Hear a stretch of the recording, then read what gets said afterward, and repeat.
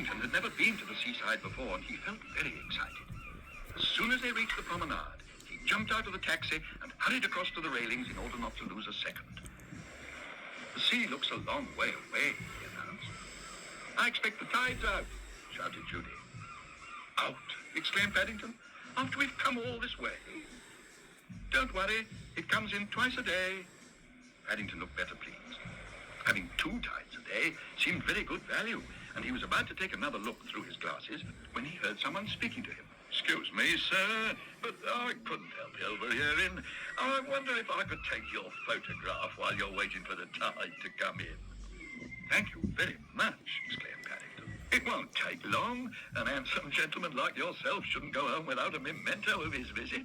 You can have as many as you like. That's very kind of you, said Paddington. In that case, I'll have 17 large ones. One for my Aunt Lucy. She lives in the Home for Retired Bears in Lima. One for each of the Browns. One for Mr. Gruber. 17 large ones. My dear sir, just watch the birdie and get ready to say cheese. I'll be right with you. Paddington licked his lips. The sea air was already beginning to make him feel hungry.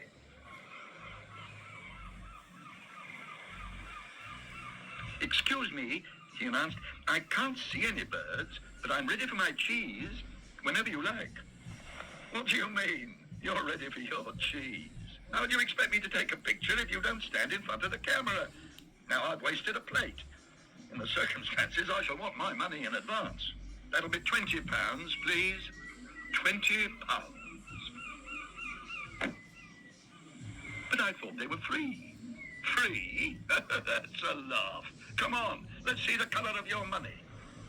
But you said there would be a bird to watch, complained Paddington. And there wasn't. Oh, I expect it flew away when it saw your face. Paddington took a deep breath.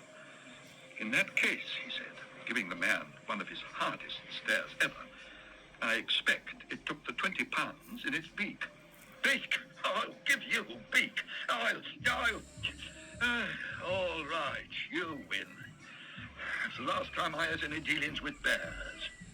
Congratulations. It's a pity there aren't more public-spirited young bears like you about, said a passerby. Bears who know what's right and aren't afraid to stick up for themselves. And to show how pleased he was, the man held up some shiny coins and pointed to a nearby machine. I should try that, he said. 4 pictures for 20p. Paddington needed no second bidding, and after thanking the man, he hurried inside. Even though there still wasn't a bird to watch, or any sign of cheese for that matter, it did sound much better value.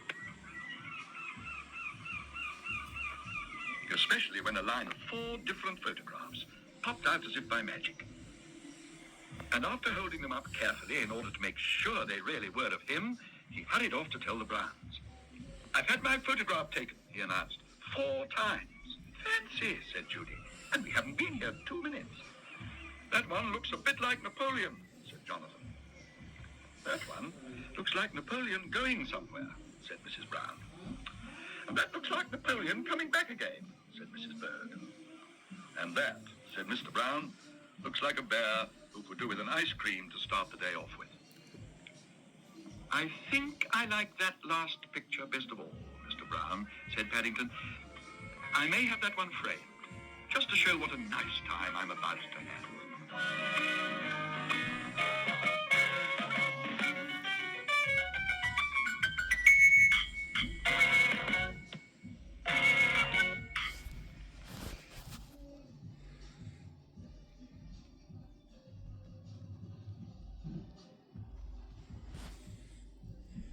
Little Caesar's new cheesy herb crust pizza comes with an addictive crust topped with Italian herbs and cheese.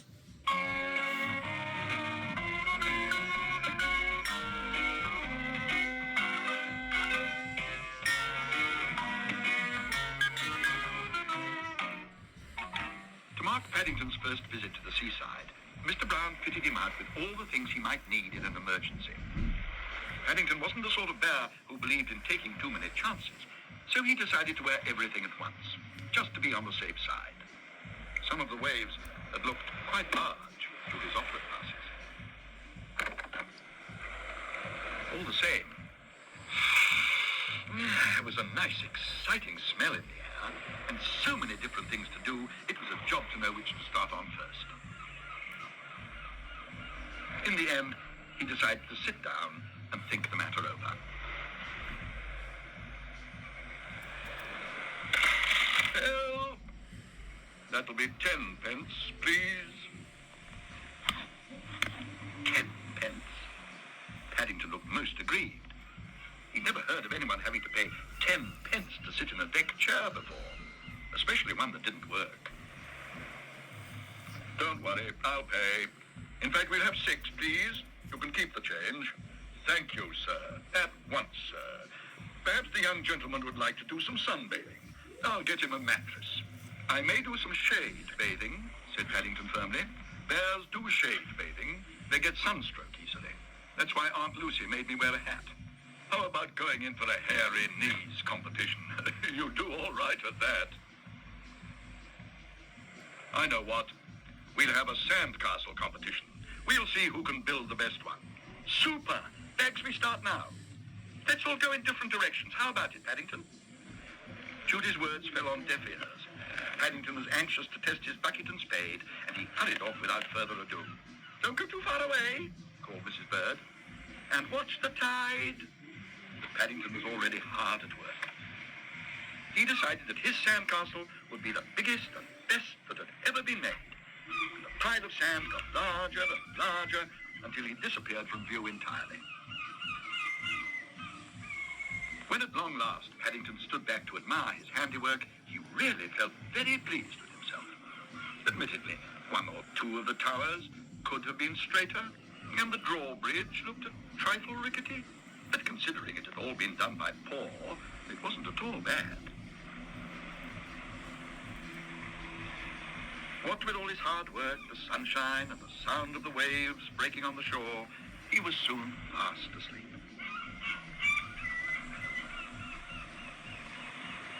Paddington had no idea how long he slept, but when he woke, he found to his surprise that he was lying flat on his back. From somewhere, close at hand, he could hear people talking.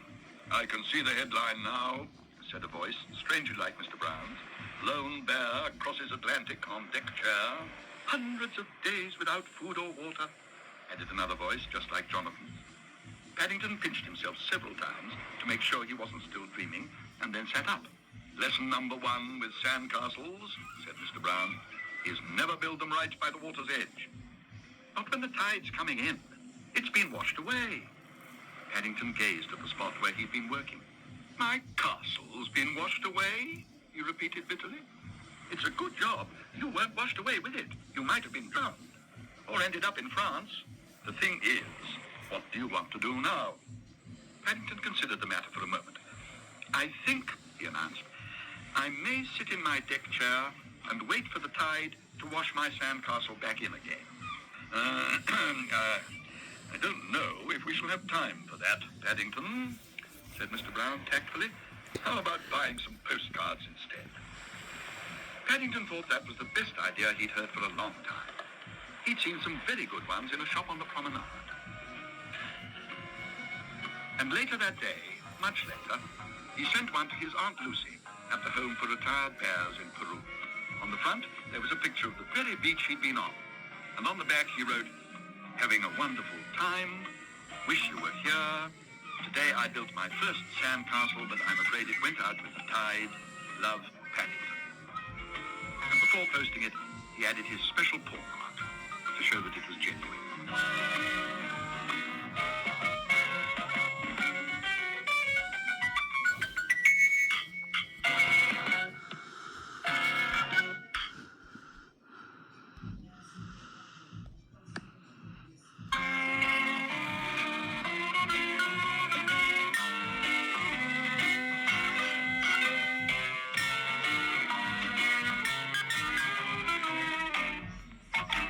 One day, Paddington decided to take up bodybuilding, and he sent away for a special outfit he saw advertised in one of Mr. Brown's newspapers.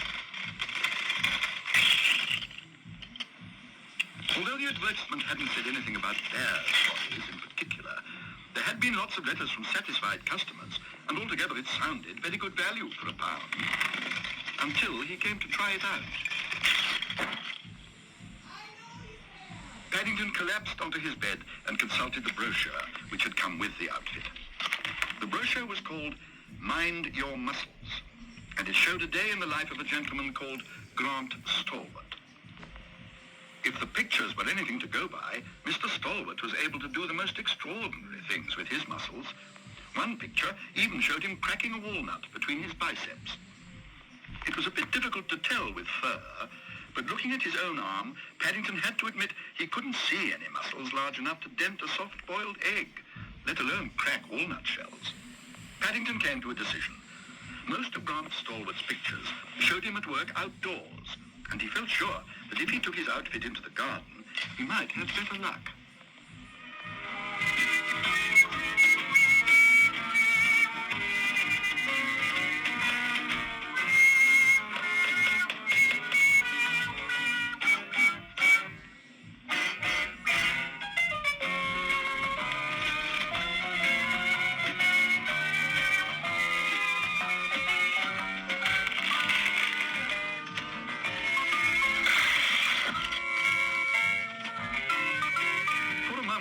Paddington wasn't quite sure what had happened.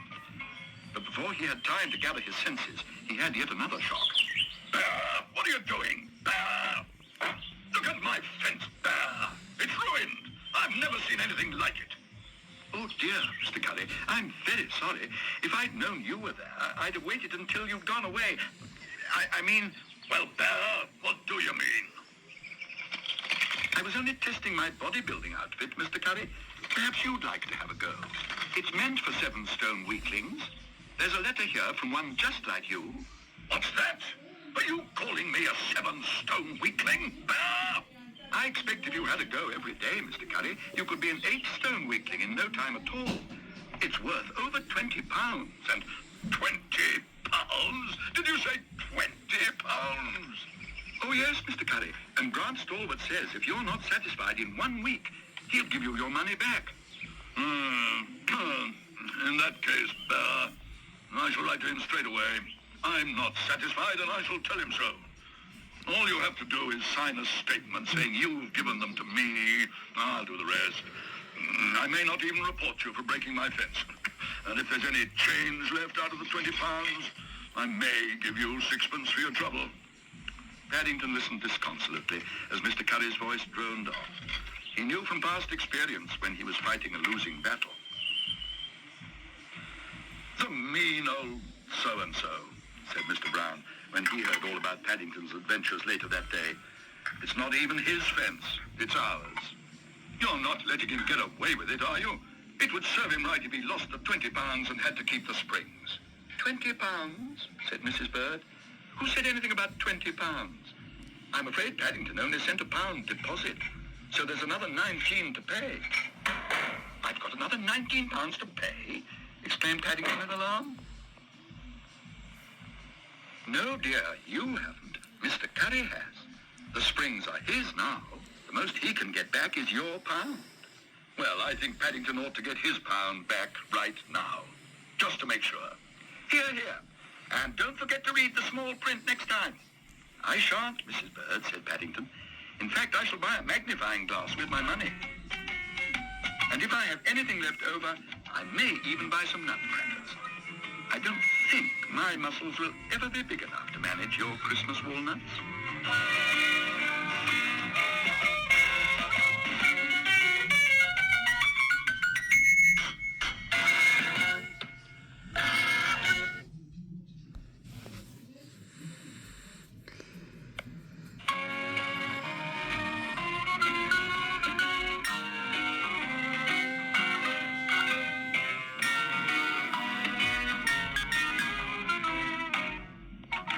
One day, Paddington was given an invitation card to watch a television quiz show called Sage of Britain.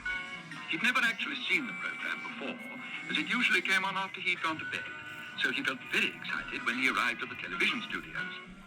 In fact, he was so excited, he soon got lost, which was how he came to go into the studio through the wrong door, long after the program had started. Shh! Quiet! This way! You're on next! And to his surprise, before he knew what was happening, someone hung an object around his neck and then pushed him towards a lighted area of the studio. Good evening. I'm Lionel Pear, the question master. How do you do? Yeah. 1, 2, 3, testing. Oh, what did you do that for? You nearly blew my head off. I'm sorry, Mr. Pear. I thought perhaps you couldn't hear very well. I can hear you perfectly well, thank you. I wear this so that the producer can speak to me. Now, I take it you know the rules of the game? I don't think so, Mr. Pear, said Paddington.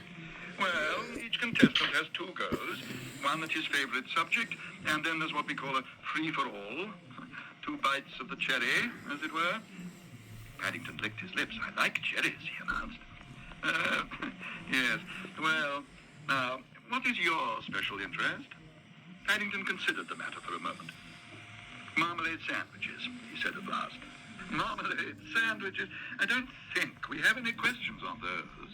You don't have any questions on marmalade sandwiches? You could ask me where you get one at this time of night. Well, where can you get one at this time of night? I don't know either, said Paddington. I was hoping you would tell me, Mr. Pear. Lionel Pear glared across at Paddington. Have you anything else to say before we carry on? He asked.